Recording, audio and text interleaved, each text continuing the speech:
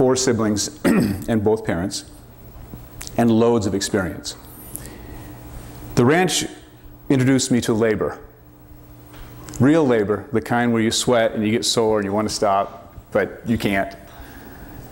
We had cattle, and what we learned from cattle was that when you're driving them, cows are different than bulls.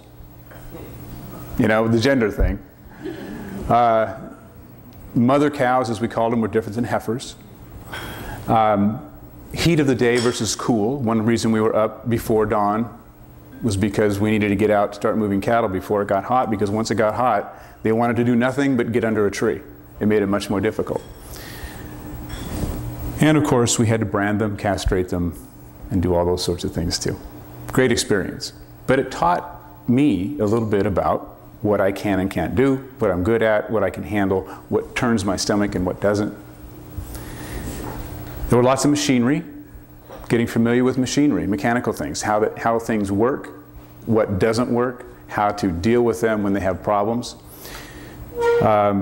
Thinking. The ranch provided a lot of opportunity to think. There were times, hours and hours in a day, when you'd be on a horse or fixing fence or operating a piece of machinery, and there was no distraction. You had to pay attention to what you were doing, but there was no outside distraction. So thinking about what was important, what was the basis of the philosophy, your approach to life, your plans, there was lots of time for that, which is, I think, unusual now that I'm raising my kids in a city. I had 4 siblings.